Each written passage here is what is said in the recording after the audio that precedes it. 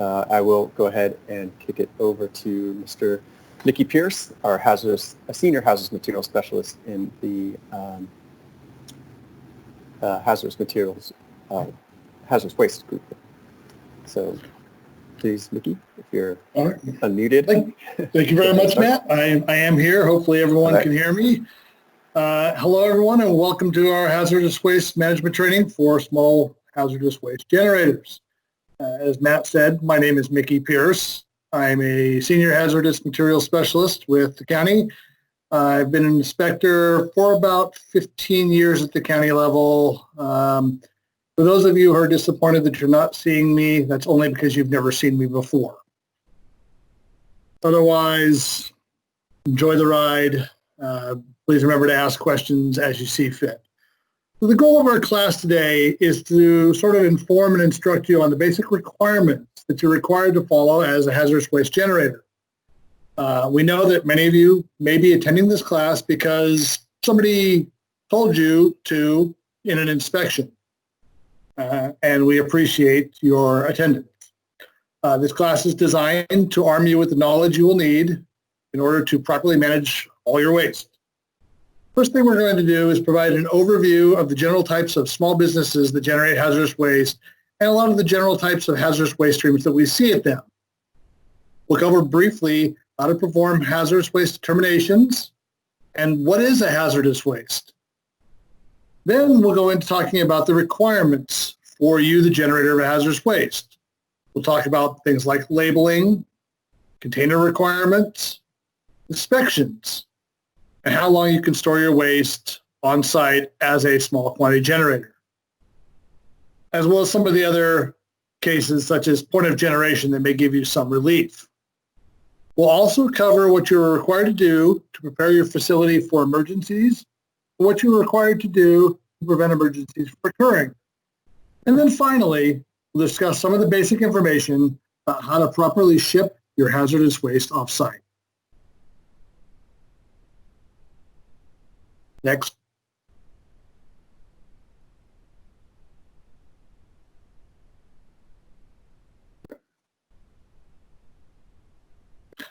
First, let's talk about those common types of small quantity generator waste. These are places that we usually run into, things like vehicle maintenance, service stations, fleet maintenance, transmission shops, a lot of places that may generate hazardous waste from vehicle fluids. Service stations, gas stations, and police stations have many of these types of waste and some other waste as well. Machine shops and metal fabrication shops may generate oily coolant waste from their machines. Cabinet finishing and paint contractors can generate paint waste, solvent waste. And then finally, our biotech labs, research labs, and conductor facilities will generate contaminated lab debris, solvent waste, and soldering waste.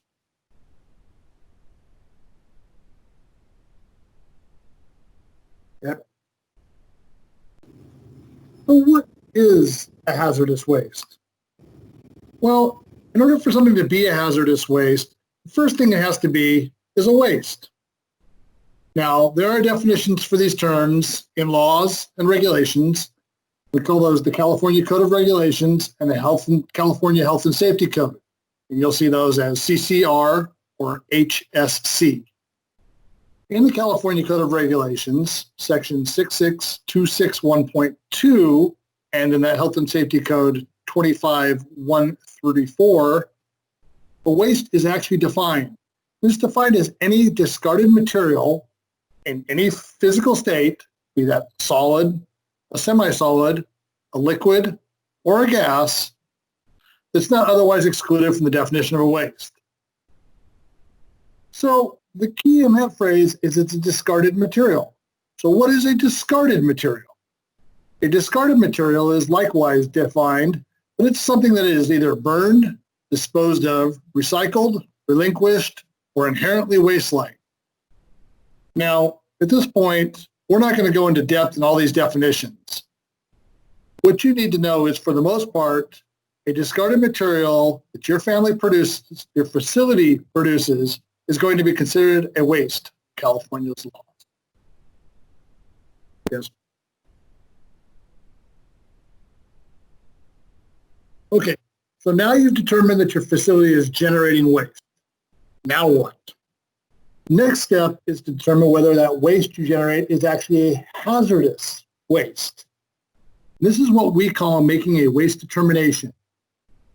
A hazardous waste is any waste that has the potential to cause harm to the human health or the environment. And then there's a sort of set of definitions that set up that, how to figure that out. The EPA, that's the federal government, and the Cal EPA have lists of what is considered a hazardous waste. And they also define certain characteristics that, when exhibited by waste, cause that waste to become a hazardous waste. The important thing to note is that the responsibility for making this waste determination lies with you, the generator of that waste. As the CUPA, the regulatory agency, it is not up to us to determine whether your waste is hazardous or not. That is your decision to make. There are two main ways that you may go about determining whether your waste is hazardous. The first is having a waste tested by a certified environmental laboratory for hazardous waste characteristic. The other is applying what we call generator knowledge. And that is your decision based on the process that generated the waste to make that determination as to whether or not the waste could meet the definition of a hazardous waste. In either case, you must keep all documentation to help you make that determination for at least 3 years from the date the waste was last sent for disposal. And you should have that documentation ready for an inspector to review if they ask. What records are we talking about here? Things such as analytical reports from your certified lab, process diagrams, material toxicity data, or SDSs, MSDSs, or any other calculations that you might have made to come up with that determination.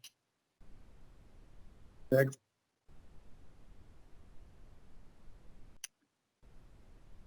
Just a quick warning about waste determination. If you determine that your waste is non-hazardous, it could be challenged by this office, and you could be prosecuted for illegal disposal if your waste is determined to be non-hazardous, but it turns out to be hazardous. If you're not sure if your waste is hazardous or not, the best management practice is to send your waste for testing to a certified environmental lab, because it provides you with independent, objective analysis to make your waste determination.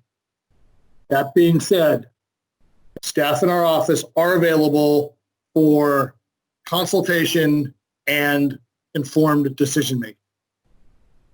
So let's talk about the basics of hazardous waste chemistry.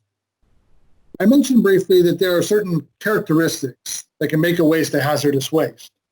The good news is that it's not too tricky to remember what those characteristics are. As you can see, tricky just becomes the T, R, I, and C of our decision-making. If your waste is T, toxic, R, reactive, I, ignitable, or C, corrosive, then your waste is a hazardous waste. We'll go over the specifics of each of these characteristics in the next few slides. You can see here that there's different scales and different graphics. Toxics. Toxic wastes include wastes which have certain metals or chemicals that can cause harm to humans and or the environment, waste that can kill fish if released into aquatic environments, and or waste that can cause short or long-term negative health effects on humans. Just some examples of these types of wastes are things like lead-acid batteries.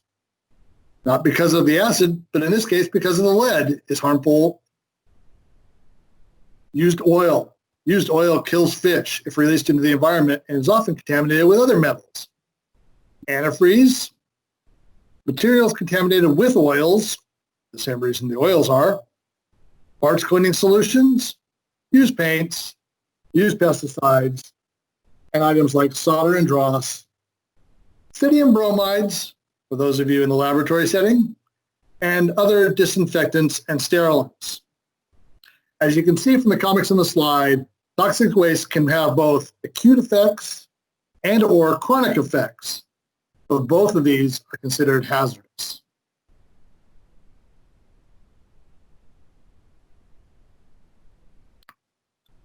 The R in our group is reactive. That's our next characteristic. The most common kind of reactivity you're likely to encounter is really angry customers. But other examples on the chemical side include strong peroxides or finely divided metal powders, and metals that can react with water to produce violent explosions or reactions. In the upper right-hand corner of our screen, you see some sort of metal halide, such as sodium, which is violently reacting with water to produce sparks and heat. In the bottom right is a YouTube favorite called elephant's toothpaste. That's what you get when you mix hydrogen peroxide with a potassium iodide, and in this case, some orange food coloring or paint. In both cases, these materials are considered reactive because of how fast and potentially violent the materials react with one another.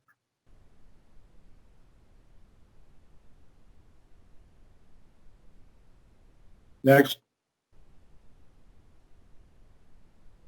The I in our trick is ignitability.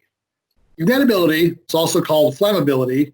And these are wastes that can flash to fire because they release flammable vapors readily into the air.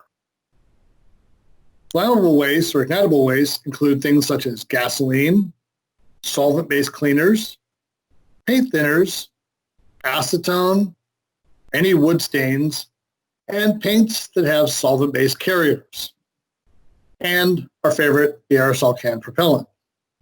On the right, you can see pictures of a mound of rags contaminated with a wood stain. Many wood stains and oil-based paints contain things like linseed oil, and rags that are contaminated with boiled linseed oils have the potential to spontaneously ignite. It should be handled carefully. Next.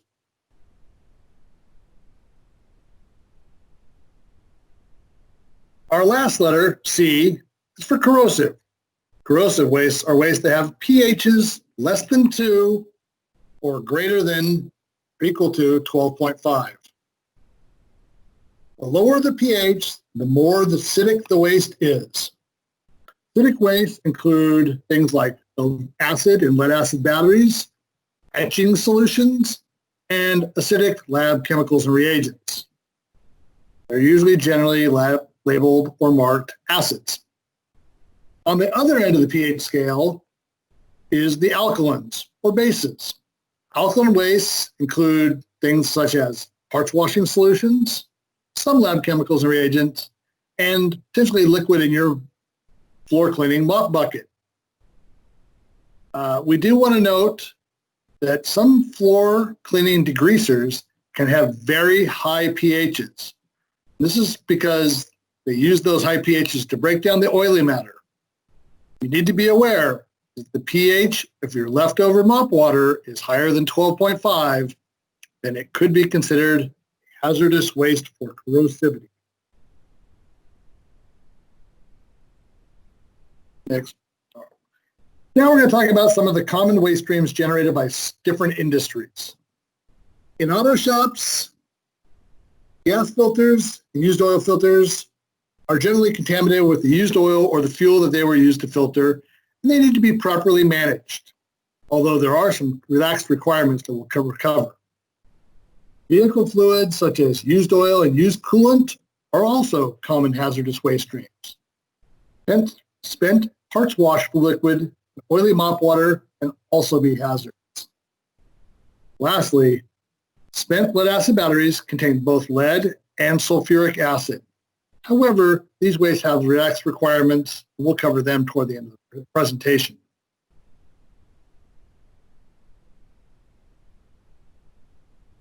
Some waste streams common to other industries include old paints, such as latex paints, oil-based paints, and varnishes. Please note that with paints, waste generated from the cleanup of your painting materials, like a thinner, acetone, or wash water, may also be hazardous, as well as the paint themselves. Contaminated solids from the cleanup of spills or other containment think of things like absorbent, oily cardboard, or saturated rags, may also be hazardous. Keep an eye out for older expired pesticides, non-empty aerosol cans, and waste gasoline.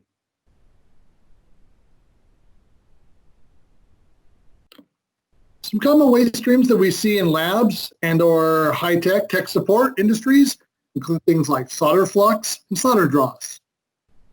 Many facilities will point to the fact that the solder wire they're using is lead-free. However, that doesn't necessarily mean it's hazard-free. That solder wire may contain other toxic metals, such as copper, that could cause it to become regulated. Lab waste, such as Q-tips, wipes, gloves, and other PPE that can be contaminated with solvents, metals, or other toxic materials, are another common waste stream in the industry. Cutting fluids and coolants from CNCs and other machines can also be toxic. And then other lab wastes such as acetone, lithium bromide gels, other solvent waste, titration waste, acid-base waste, staining waste, can all exhibit characteristics of a hazardous waste. All right, before we move into our next topic, I want to give everyone the chance to queue up their questions and ask any questions they may have regarding waste determination, common waste streams, or the characteristics of hazardous waste, including things that are specific to you and or your operation. Don't feel free to ask for a friend if you're a little nervous about asking for yourself. All right, we did have a couple questions come in. First thing I do want to say is that if you called in with your phone, I'm only going to have your phone number. So if you want to be addressed by your name, please put your name in the question as well. We'll start off with a more general question from Christine. She's asking if they can get an email copy of the slides, and along with the recording being posted, yes, we can provide the slides to you after the class.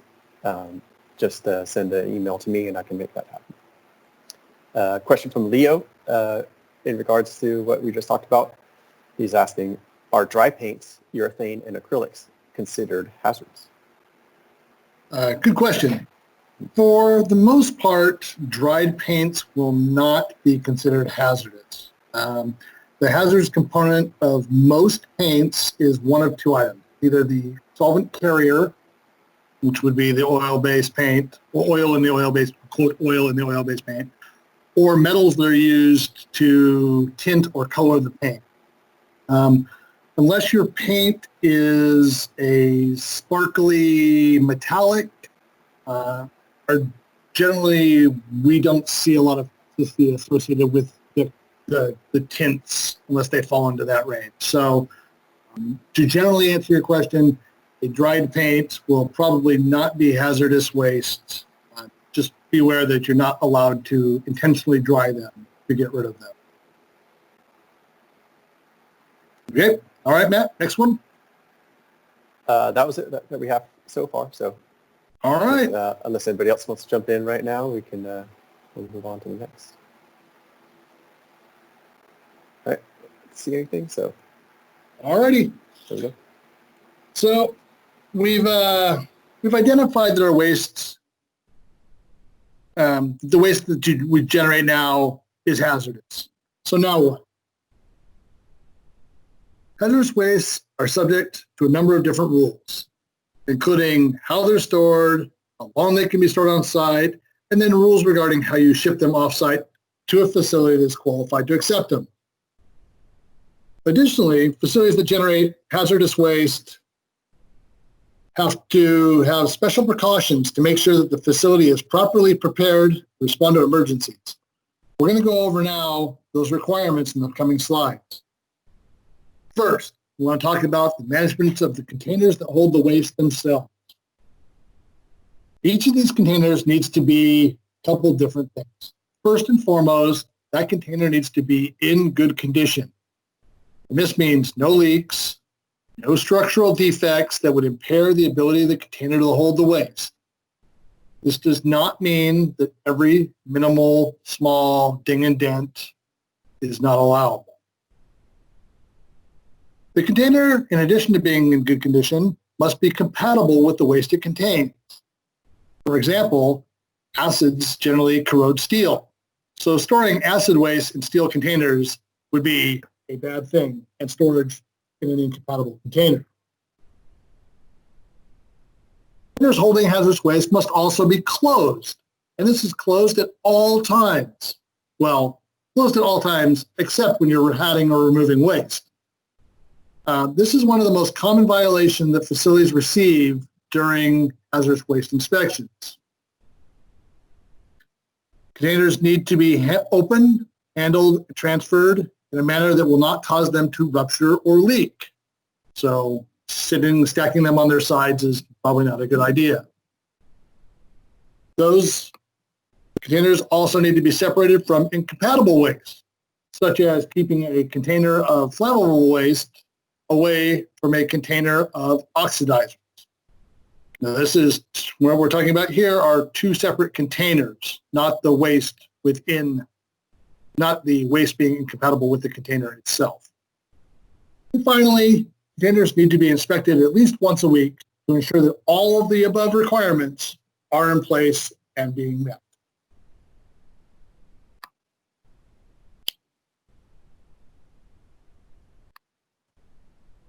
Let's talk a little more in depth about this container inspection thing. So during your weekly inspections, and yes, I did note that you just have to do this at least once a week, what you need to do, make sure that you look for leaks from any of those containers or any container deterioration or corrosion or structural damage. The weekly inspection should cover all containers in all hazardous waste storage areas. That being said, satellite or laboratory satellite accumulation areas are not required to be inspected weekly because they're under the direct control and observation of the operator. Hold on to those questions about satellite accumulation. We'll talk about that more in future slides.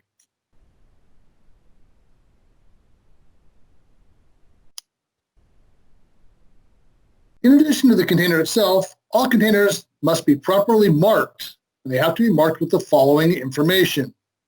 All containers must be marked with the words hazardous waste. They must be marked with the accumulation start date.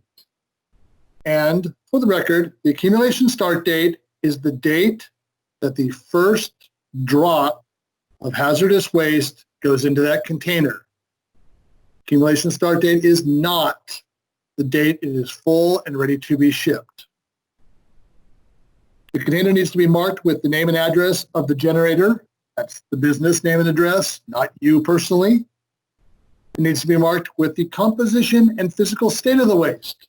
In other words, give us the common name of that waste and whether or not it's a liquid, a solid, or a gas. And finally, the container needs to be marked with the hazardous properties of the waste. Why it's toxic, reactive, ignitable, or corrosive. You'll note that on the slide, there are a series of asterisks. If that item is marked with an asterisk, it is required to be marked on a container, but not on a tank holding a hazardous waste. Although we do strongly recommend that all information be marked on all tanks and containers. Next slide here, we're going to show you an example of a common hazardous waste label. This is sort of the industry standard. You can get these labels from many different types of vendors, and if you ask nicely during inspections, we tend to hand out 2 of them. The required information, all the stuff that I just went over on the prior slide, is outlined in the purple boxes. Please note that the label does not have to be in this exact format, and it doesn't have to be a yellow 4x4, so long as the container is marked with all the required information.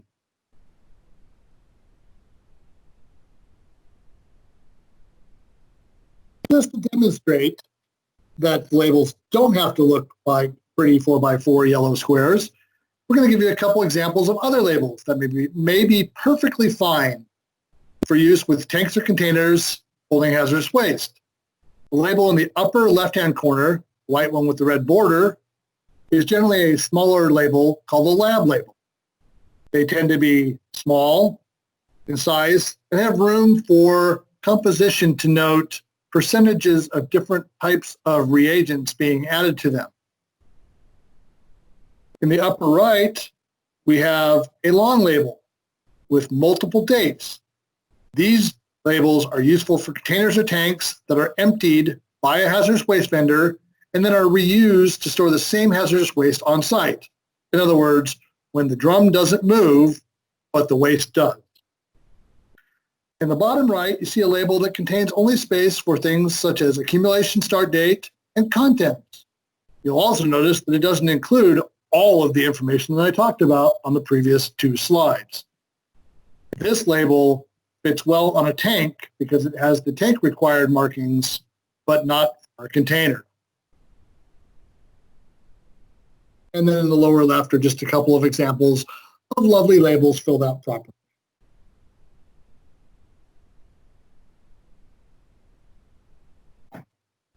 All right, we've reached that point again.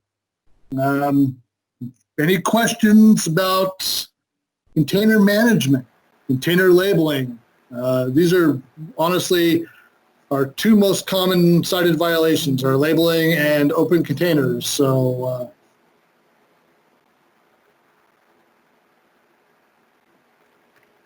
Yeah, Mickey, I don't see any questions specifically to this. There's a question from Miguel about containers and packaging of pesticides being considered hazardous waste, but I think I had my sections confused there, Miguel. I think it's coming up in a little bit, so let's hang on to that one for a while until we get to container management. Yeah, I will say, Miguel, there are some certain exclusions for containers holding acutely hazardous or extremely hazardous waste, which your pesticide may also be. So we can discuss offline also if need be on that. Other than that, there were no further, so we can hold on there. One more popped up. All right. Christine asked, what if we have soiled rags and they can't be stored with the lid on because they're combustible?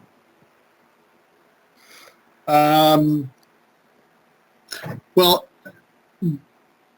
the honest answer there, Christina, is the rule doesn't provide any exceptions to the rule for combustible rags, especially things like linseed oil rags or stain rags. In this instance, what we strongly suggest you do is add some water to the container itself to help damper the fire hazard. And then the fire department's going to want you to have that closed anyway to limit the oxygen, given that oxygen is one of the three legs of the fire triangle. So that's my suggestion, is put it in a nice tight lidded device and add a little water to it so that it doesn't spontaneously combust.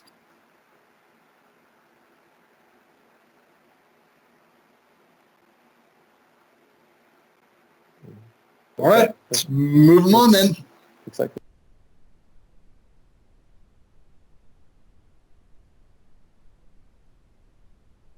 All right. As with any good program, there's always exceptions to the rules. So what we'd like to do now is talk about some of the common waste streams and some of the exceptions and alternative standards for labeling and storage for a lot of different types of waste. These are going to include things like oil and fuel filters, universal wastes, empty containers, launderable rags, and used oil.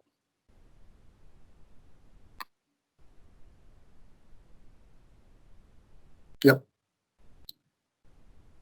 We'll start with the most prevalent, used oil. One thing that's unique to used oil is that all tanks and containers holding used oil must be marked with the words used oil. This will include things like transfer buckets and rolling oil collectors. Some facilities may store their used oil in underground storage tanks, and If you do this, the underground storage tank must still be labeled. So that labeling may be marked on the fill pipe that is used to transfer the oil into the underground storage tank. And hint here, if you do this, put your label in a Ziploc bag. It'll last a lot longer. All right. Used oil and gasoline filters. Used oil and gasoline filters aren't required to meet the full labeling requirements for hazardous waste. Any container that stores drained, used oil and or gas filters may be labeled with just the contents. For example, drained used oil filters or drained used oil and gas filters, and the accumulation start date, first filter in. See that the format is not set so long as the words and the space to mark the date are available. Yep. There are a few things that need to be noted here regarding drained used oil filters, however. Used oil filters may be sent for recycling by properly draining the filter of all used oil and then shipped off for recycling based on the metal content. If used oil filters are not properly drained, they must be managed as a fully regulated hazardous waste.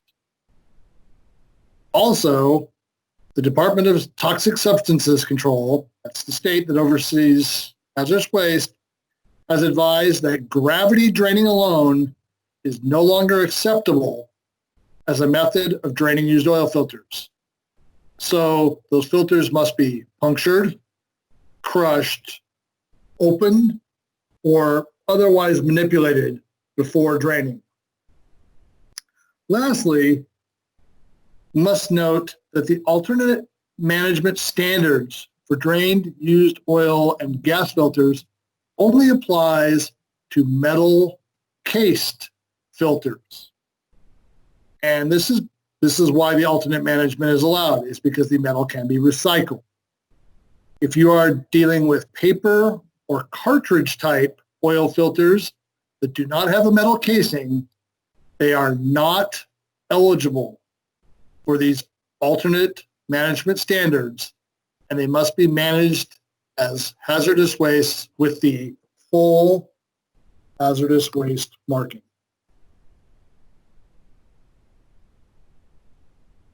Go ahead, Matt.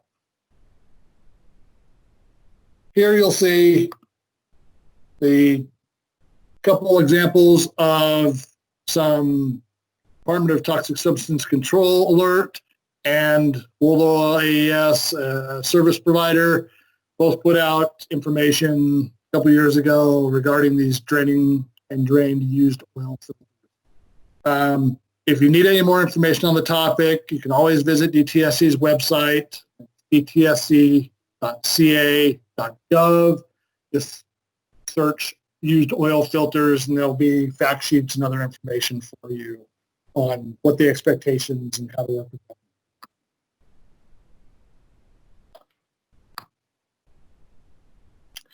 As I said,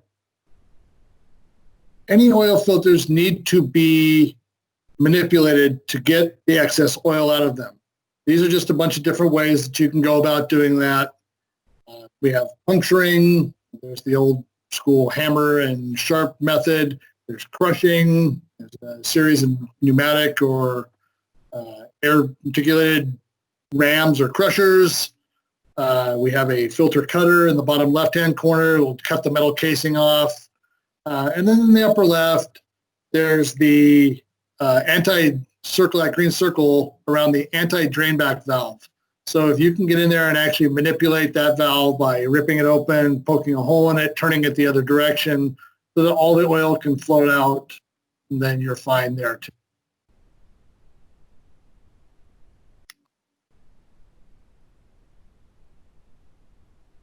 Here are some examples of uncased filters.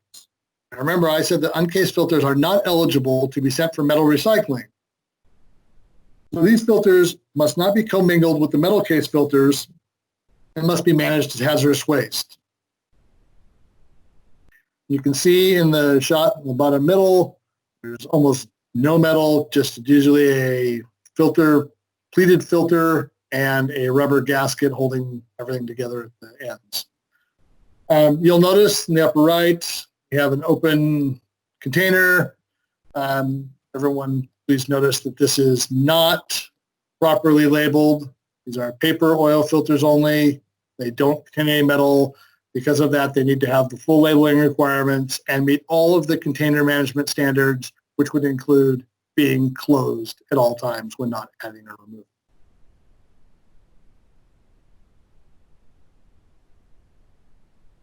Okay. Our next group of special wastes that have their own little labeling and management standards are universal wastes. Universal wastes got their name because they are, well, universal to almost all businesses, including offices and homes. Examples of universal waste include your typical alkaline batteries, like your AA's, AAA's, C's, D's, 9 volts, fluorescent tubes. That's both the twisty little screw-in type that you see there on the screen and the long tubes. Aerosol cans, mercury-containing items, things like mercury switches in the bottom left or mercury switches in the bottom of the shoe and the bottom right. These are all universal waste. If you have something that fits into one of these categories of universal waste, it needs to be labeled as universal waste along with the type of the waste. So you just put universal waste - batteries or universal waste and you check the little box that says batteries and the accumulation start date. And then again, here are all the examples of different types of universal waste.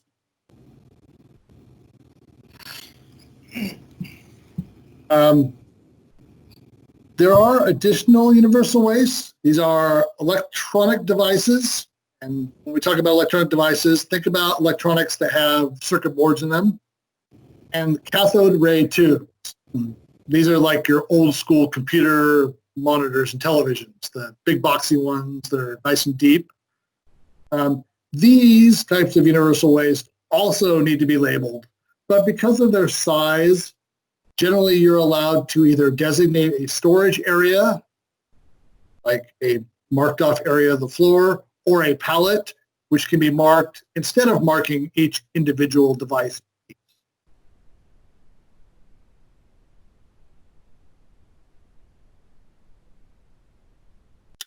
Another thing that we run across that has special requirements are empty containers. And the rules for empty containers depend on how large the empty container is. If the empty container is larger than 5 gallons, then it must be marked with the date it was emptied. Okay. A lot of people will put empty containers on, the word empty on a sticker on the container. That is not required, although many local fire codes will require you to do that. A good practice in order to satisfy your local fire agency and your hazardous waste inspector is to mark all empty containers larger than 5 gallons with both the word empty and the date emptied. Now, an empty container is defined as any container that has no pourable or scrapable material left in the container. We're going to see that in the next slide.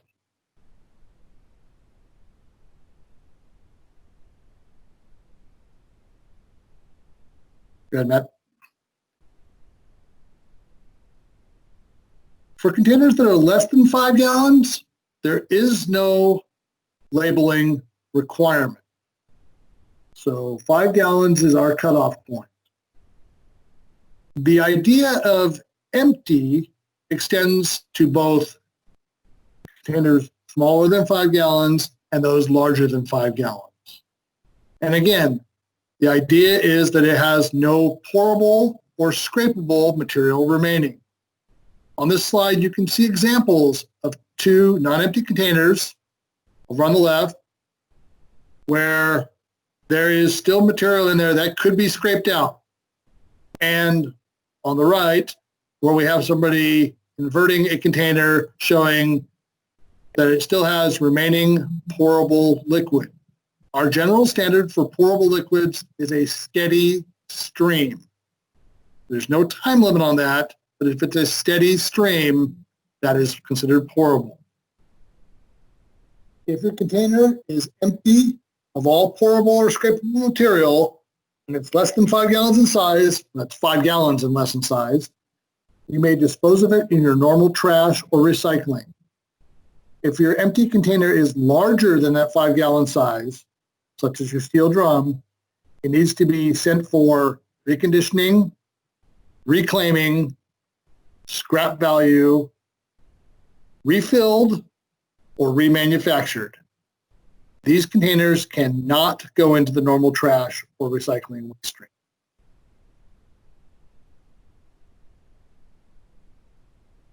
Good. Our next common type of waste, with exceptions to the rule, are what we call reusable soiled textile materials. Everyone else basically calls them shop towels, or uniforms, or linens, or other launderable materials, which may or may not be contaminated with hazardous waste. Instead of sending these materials off to a disposal facility like other hazardous waste, you are encouraged to send them to a commercial laundry. And they can go to that laundry if they meet certain criteria. Number one, those rags or textile materials were not used for spill control. This doesn't mean that you can't use a rag, wipe up drips and dribbles. It does mean that they should not be used as your primary spill containment. No hazardous waste should be added to the rag after the original use. So you can't have a drum full or a step can full of rags and then dump your used oil on top of that to absorb that oil. Your rags can contain no free liquids. Okay, and free liquids is drips. And then finally, you need to send it to a commercial laundry, and the commercial laundry needs to have all the plans and things that they need to have. They need to maintain records of the materials that they're laundering. So, if you're not sure, make sure you ask them. If all of those criteria are met, then you're exempt from hazardous waste regulations as long as those rags are shipped back to the laundry.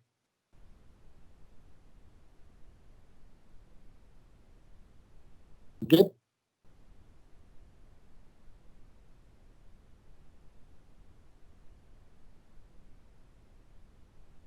Lead acid batteries are another waste that we commonly come across that has special rules.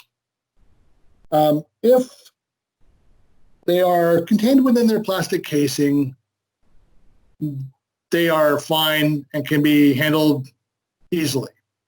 If, however, the battery is damaged such that it could leak and leak out that electrolyte, or if it's missing a cap, then there are additional requirements to ensure that there are no releases of hazardous waste from this battery. If you have a damaged lead acid battery, you should mark it with a weather-resistant material so that it won't wash off, and it needs to be placed in a container that can contain any release of liquid. Rigid containers are fine. Double plastic bag usually will suffice also. Just make sure that we can see the date on the exterior of wherever you put that damaged battery. All right.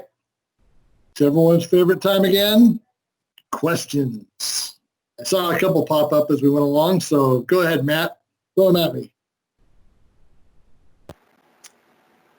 So yeah, we had one from George that he said was answered already, but it's always good to go over just in case somebody else had the same question. Is going back to filter elements, oil filter, I'm taking it. What are you supposed to do with the paper element? Well, hopefully we did answer that for you, George, but yes, if the paper element is not encased within a metal casing, then we require you to collect those and handle them as hazardous waste, which means the full labeling, container requirements, close, good condition, all that All right. Yep. The next one came in from Antonio and is asking, how about rags moist with isopropyl alcohol used to disinfect for COVID-19? Oh no, the COVID question. That's a little trickier. Let's just say one of the conditions for rags is that they're launderable. So I think most of the rags that we're talking about are probably not going to fall into that, especially ones that are being used to disinfect for COVID or other reasons. I'll say two things. One, if your rag is saturated, i.e. wet enough that if you wring it, it gives you any free liquid, it probably should be handled as a hazardous waste. It does, regardless of whether or not it's reusable or launderable or single use. And then secondarily, if it doesn't meet those criteria, if it's fully launderable or it doesn't have any free liquids, then I'll say for the most part, those will not be hazardous waste. That is a very broad generalization. But, so no free liquids and or they're launderable, then you're probably in the clear. My suggestion would be apply the spray to the surface and wipe with the wipe rather than soak your wipe and then wipe the surface. All right, anyone else? Haven't seen any others coming through, so give it one more second. But looks like we're good, so we'll move on. All right. So now that we're able to both identify what our hazardous wastes are, and we know what to do with them once we've collected them, let's talk about how long you can actually store those wastes on site before you need to ship it off for proper disposal. The allowable storage periods vary based on how much and what types of waste you generate. And we're going to go through those in a little more depth on the next couple of slides. Right. In the industry, we call this determining your generator status. So that's what sets your allowable storage time periods. There are generally three different types of generators or three different generator statuses.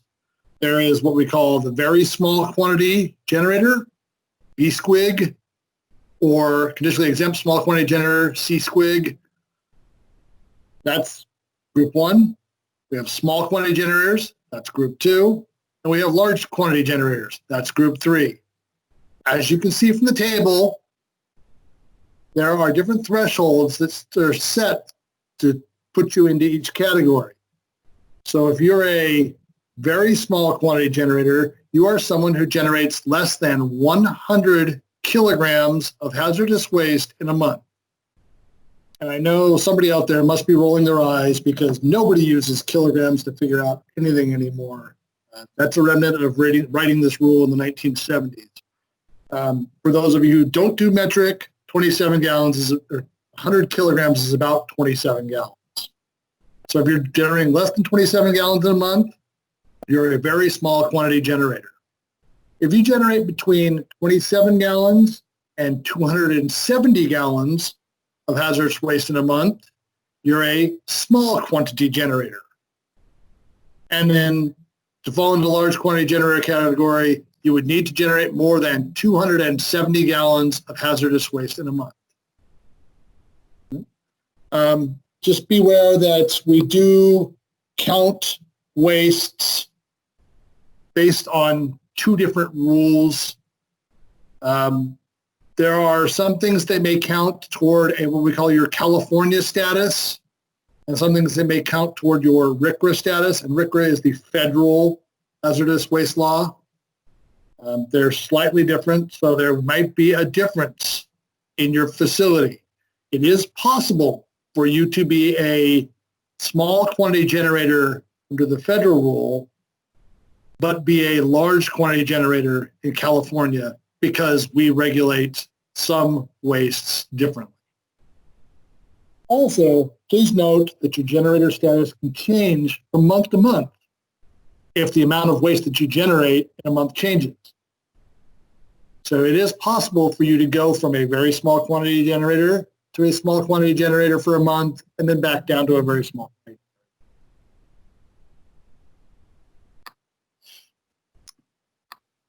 Okay, let's talk about our very small or conditionally exempt small quantity generators. Again, if you're a very small quantity generator or conditionally exempt small quantity generator, you generate no more than 100 kilograms, at 220 pounds, 27 gallons of waste in any month. If you fall into this category, you may keep your waste indefinitely until you reach that 100 kilogram or 27 gallon limit. Once you've reached that 27 gallon limit, you need to mark your container with the start date, and you get 180 days to store that waste on site. Right? Even though you're allowed to store your waste indefinitely, as long as you're below that 100 kilogram limit, we do recommend that you dispose of your waste regularly. Please note also that when I'm talking about that reaching that 100 kilogram or 27 gallon limit, that limit applies to all waste on site, not just a single waste stream. So if you have oil and antifreeze, you should be totaling up the amount of oil plus antifreeze. And if the total is more than 27 gallons, then it's time to mark and start counting.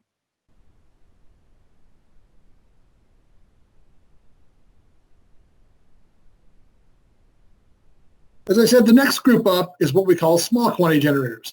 Small quantity generators generate no more than 1,000 kilograms, that's 2,200 pounds or 270 gallons in a month. There are a couple other things that small quantity generators are required to do. One is you cannot hold your waste on site such that you have more than 6,000 kilograms total on site. 6,000 kilograms is roughly 1,600 gallons. Also, please note, if you have acutely or extremely hazardous waste, those will not count here. Their limit on those is 1 kilogram in a month, or 2 pounds, which doesn't sound like much, but we're talking about things that are acutely or extremely hazardous, in which case 2 pounds is a lot. Small quantity generators, like the conditionally exempt or very small quantity generators, can have up to 180 days to store waste. In this case, it's the first drop starting the first day it goes in. Okay, so what if I'm a small quantity generator and that 180 days is not working well for me? Well, here is one way it may allow you to store your hazardous waste a little longer than that. This is what we call point of generation or satellite accumulation. And what this does is it allows for some relaxation of these requirements as long as you meet other conditions. So it's a trade-off. You do certain things, you get to store your waste longer. Those conditions are, 1, you must accumulate your waste in containers 55 gallons or less. So size. You cannot put your waste in a tank for satellite accumulation or point of generation. Containers 55 gallons or less. Condition number 2, they must be stored at or near where the waste is generated and under the control of the operator. The idea here being that somebody's staying near it often enough to know that A, it's in good shape, and B, not going to overflow. All right? If you can meet those two things, you can accumulate up to 55 gallons per hazardous waste stream. So you may have separate 55-gallon drums of used oil and antifreeze, so long as you're separating these wastes for the purposes of making them either easier to recycle or future manage. One exception to all these rules is if you're in a laboratory. If you're in a laboratory, the at or near clause that I read before becomes as close as practical to the point of generation, and under the control of the operator becomes under the control of a trained or designated person. This gives labs a little more flexibility given their space limitations. So with point of generation, how long can I keep my waste? Well, if you can meet all these requirements, you are allowed to accumulate your waste on site for a maximum of 1 year before shipping it off.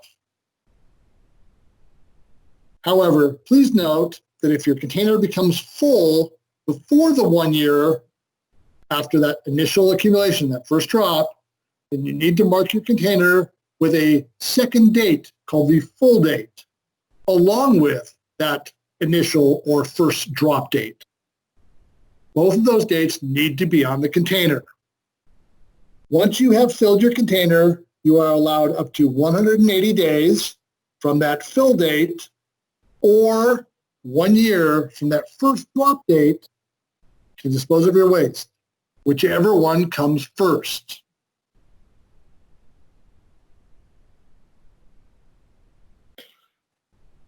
Let's take a little look then at what point of accumulation or point of generation of satellite accumulation might look like. Here's a little visual example. Here we have a facility with a main shop area and an office off to the side. All the work is done in the work bay inside the shop. You have a parts washer along with your used oil and coolant containers. All the waste is collected in the shop bay at or near the point of generation, the lift, or lift in this case. And the waste is segregated by type to allow it to be recycled. Since each different waste stream is collected in one 55-gallon drum, it is at or near the point that is generated in the work bay and under the control of the operator of that work area. We would say that these drums would probably meet the requirements for point of generation. And therefore, they may use the satellite accumulation or point of generation rule and accumulate up to 1 year or 180 days from the date full, whichever comes first. So that's what good point of accumulation looks like. This is what point of generation or satellite accumulation does not look like. In this case, we have the same scenario with a single work bay and a parts washer. However, in this scenario, all of our drums used to hold the waste are located outside in a different storage area. In this case, it's hard for us to argue that the waste containers are located at or near the point of generation. Additionally, it's really hard to argue that those wastes are now under the control of the operator at all times, since it's on an outside storage area and just about anybody who has access to the area could walk over and pour whatever they chose into those drums. In this case, we would probably say this is not satellite accumulation or point of generation, and you would need to remove your waste every 180 days as a small point. Okay, that's a lot to take in on dates. So let's take a few seconds, give you a chance to wrap your head around it, type in any questions you might have, and we'll let Matt read them out for me.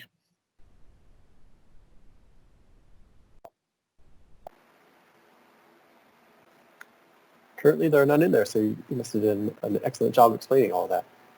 Or they're so befuddled they just don't know what to ask. It is a lot to take in. And as Mickey said before, even when your inspector's out there, our first goal is always to help educate, because it's a lot for us to keep track of ourselves, and we do this every day. So, getting out to the community that's under these regulations, we understand that it can be a challenge to keep up with them. So if the question doesn't come up now, it comes up later, like I said, feel free to get to your district inspector or just to our general line to get these questions answered. Yeah, and I will say, as an inspector, I think for the most part, most inspectors will try to assess your situation and apply whichever rule they think fits best for you and gives you the most flexibility and or ability to economically make sense. So sometimes we apply the rule and say, yeah, we think this works better for you.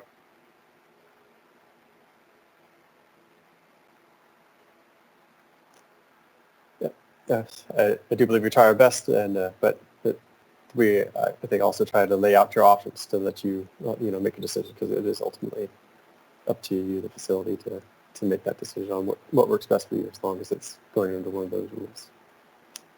Well said. All right, so I haven't seen any pop up here, so we'll move along. All right. Next section, we're going to talk about what your facility is required to do as a generator of hazardous waste in order to prepare and prevent accidents and emergencies. First thing we ask you to do is to provide proper aisle space. And aisle space is allowing access to areas of the facility for unobstructed movement of personnel, fire protection equipment, spill equipment, or decontamination equipment, all times in case of an emergency. Common items or issues that we see are having equipment blocking hazardous storage areas, or having equipment blocking emergency response equipment, such as the box sitting in front of the fire extinguisher in the pictures there. We also have seen entire areas of the facilities being blocked off by stored merchandise, tools, or kind of hand in hand with aisle space are good housekeeping. And good housekeeping is just a general statement.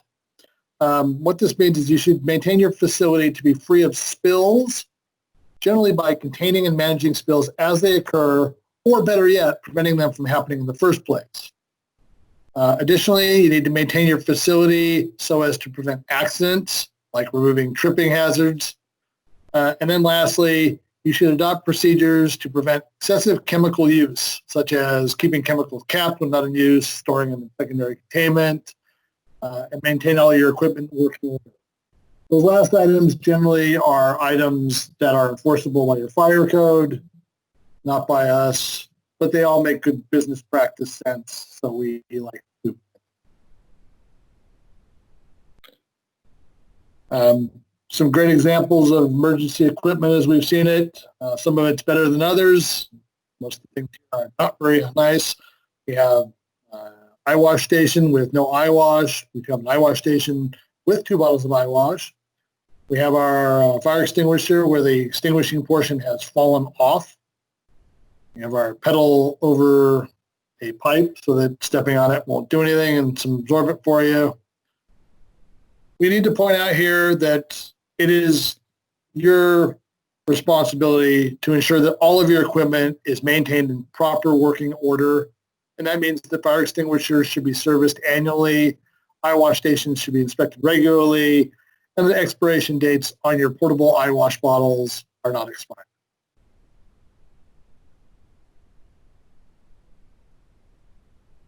In addition to all these things, you need to post emergency information that outlines the procedures that you're going to take in case of a fire, a spill, or another emergency. This is required to be posted near a phone with at least one person noted on the paper who can be contacted in case of an emergency. And it should list the locations of your emergency equipment. Our department has a template in order for you to satisfy this requirement. If you'd like to use it, it's at Unidocs, www.unidocs.org. We would suggest that you post it near a phone alongside the site map with all your emergency equipment. Hint clue, if you have the hazardous materials business plan, you probably already have a map ready that you can use.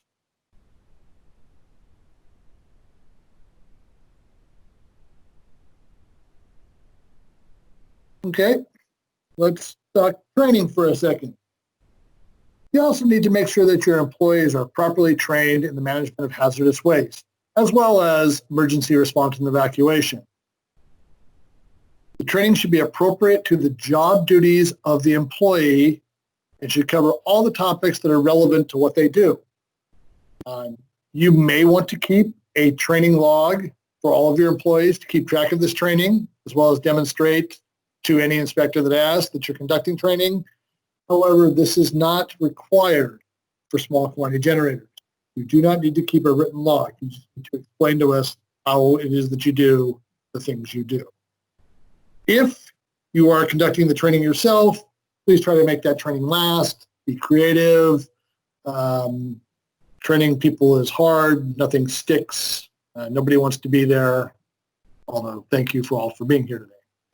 And if you're a one-man operation, you're still required to be trained. This class is a great start, but make sure you keep up your training so that you don't lapse in your knowledge. All right. Questions on facility maintenance, equipment, and training?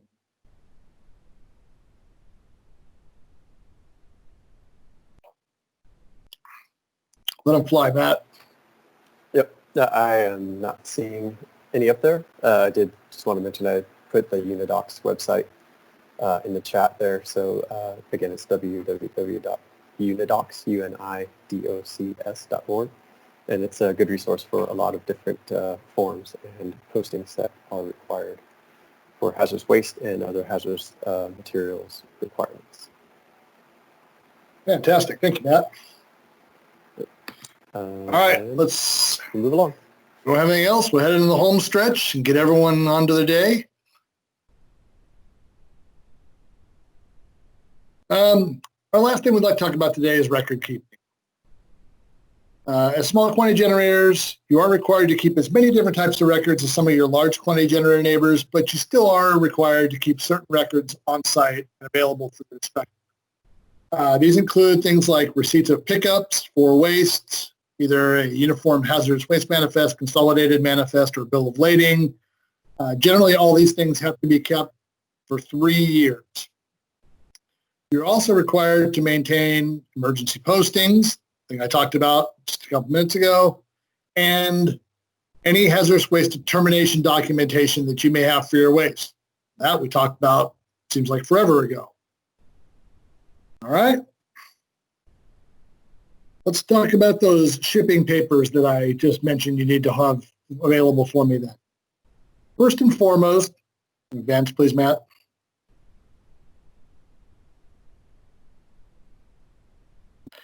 First and foremost is the Uniform Hazardous Waste Manifest. This is a document that's used to be able to ship all hazardous waste. There are exceptions to this rule, and that's called the Consolidated Manifest, and I'll talk about that in just a minute.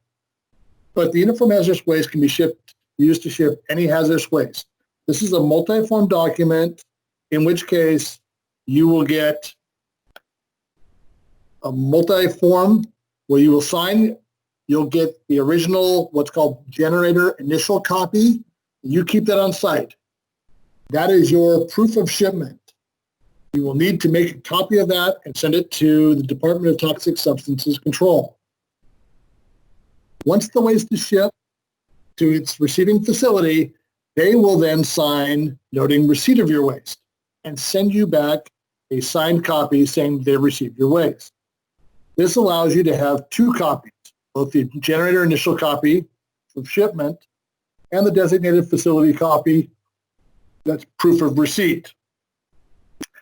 We always suggest that you staple those 2 together when you receive them, and you're required to keep this documentation for 3 years. Please note that the federal government and the state is trying to move to electronic manifesting, so you can satisfy holding on these documents by being able to get into the system and show us that you have access to electronic documents. For those of you who have never seen a Uniform Hazardous Waste Manifest, this is what they look like. It's stock form. not changeable by anyone in the United States. Everyone uses the same form. As you can see here, as the generator of waste, the majority of the responsibility for that form lies with you.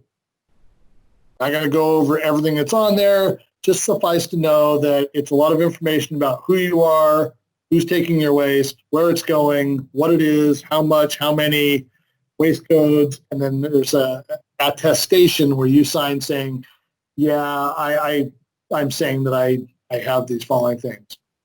The transporter, the person who picks it up from you, they have a box there in the middle where they will sign noting that they took it from you, and if they hand it off to someone else, that they've relinquished it. And then finally at the bottom, the disposal facility where they will sign saying, yep, we received that waste. And then at the bottom in some boxes, that has handling codes that tell you what happened to your waste once they took it. That's the Uniform Hazardous Waste Manifest. That can be used with all and any hazardous waste. Most of you end up shipping your waste on what we call the Consolidated Manifest.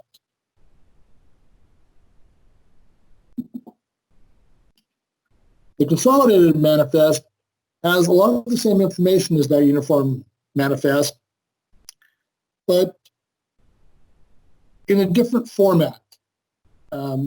Consolidated Manifest is sometimes known as milk runs or milk running, where you have a transporter going to many different businesses, generating the same types of waste, and then consolidating all those together before transporting them off for disposal. Think of used oil where they suck it out of your drum and then go to your next door neighbor and suck it out of their drum into the same tank or truck.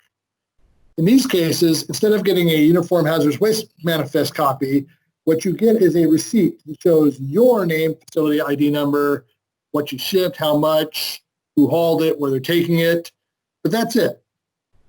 And generally, all that information is filled out prior to you signing.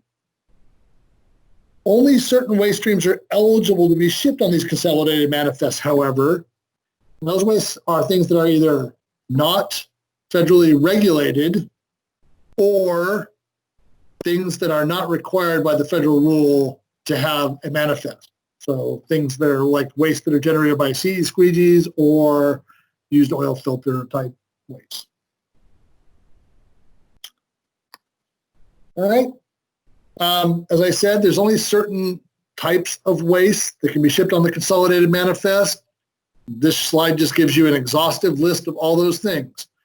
Please note that all facilities, regardless of whether they're big or small, may use the Consolidated Manifest for used oil and oil water separator waste. The only other people that may use the Consolidated Manifest are people who are shipping one of the wastes listed on this sheet, and they are either a CE SQG or an SQG. So large quantity generators may only use the Consolidated Manifest for used oil and oil water separator contents.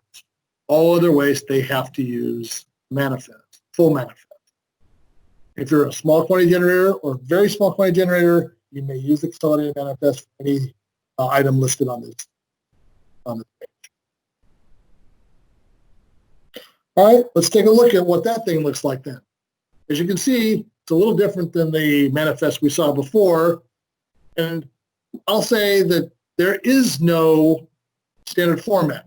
As long as the information is there, and what you see here are the numbers corresponding to that information, your name and generator, your ID number, the waste being shipped, how much, the transporter, where it's being shipped to. As long as those items are on that page, that is a valid Consolidated Manifest. All right. So one step down from Consolidated Manifesting, or one step less regulation, what we call a bill of lading. Bill of lading, like the Consolidated Manifest, has no specific format. But a bill of lading can only be used for special, certain, select hazardous waste. Those are universal waste, shop rags, your metal-cased oil filters, things that are being headed for recycling, batteries, and excluded recyclable materials. A bill of lading is exactly what you're going to see when a and a raw material is sent to you. It is a DOT required shipping paper, nothing more, nothing less. As long as it has information, you're good to go. With respect to drained oil filters and bills of lading, punch me forward, Matt, please. They can be shipped on that bill of lading. You need to keep those records for at least 3 years from the date of shipment, and they do have to have the basic information. And you'll see that the information provided here is same as all the other documents: generator's name, transporter name, receiving facility name, quantity and size of each container, and the date of shipment. Okay. Just to demonstrate that there are no standardized formats for bills of lading, here are 2 copies. The upper left is a copy of a bill of lading for rags, and in the circled area you can see that that includes marking that they took 300 pieces of soiled rags for laundering. And in the bottom right, we have a receipt showing the pickup of batteries, on which they have marked, and again in the circled area, the number of battery cores which were picked up for recycling being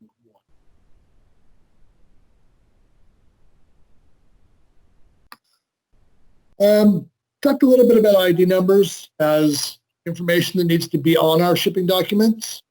ID numbers are sort of identifiers that go with your business, and they go on all the shipping documents. These are numbers that must be obtained and kept active.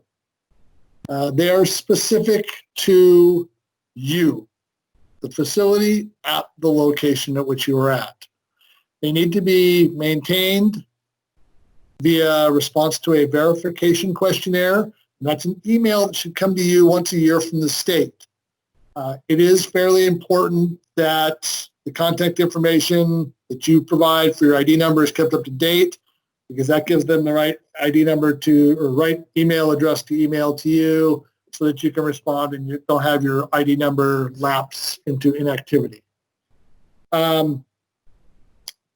If you are a federal small quantity generator or large quantity generator, the EP ID number is actually issued by the federal government. And then we have the link there, www.RCRA.info. If you are a federal CE SQG or of California only ways, then the state, ETSC, can issue that ID number for you. And again, we have the link there available for you. I just want to reiterate that in California, IDs are site and owner specific. So if you move, you need to obtain a new number. And if you move into a location, you may not assume the number of the prior tenant. You need to go out and get your own ID number for that activity. All right, wrapping it up really quickly. We talked about inspections, but this is inspections as we do them. When we county come out to do inspections, we are going to want to look at your work and storage areas. And what we're going to be looking at are the things that we talked about today. We're looking at your container marking and labeling. We're talking about the conditions of your container, especially are they open and closed. We're talking about general housekeeping, idle space, emergency equipment, things like that. We're also going to ask to see some of your documents. And then we're going to ask you a series of questions. We want to know if you're doing inspections. We want to know, how do you do training? We're going to make sure that you have your posted emergency procedures, and then we're going to want your shipping documentations. And if we have any questions about waste that might not be as prevalent, we might ask for waste determination profiles or determinations, as well as looking to make sure you have a current permit. That's what we do when we're out. And that's how it ties to what you need to do to stay in good standing with us. If you have any questions about things that we've talked about today, there are a number of resources available. If you want to know how to find your ID number or how to verify that it's issued to you and or valid, you can go to DTSC website and or the EPA's website. We've given you the links there for both of those.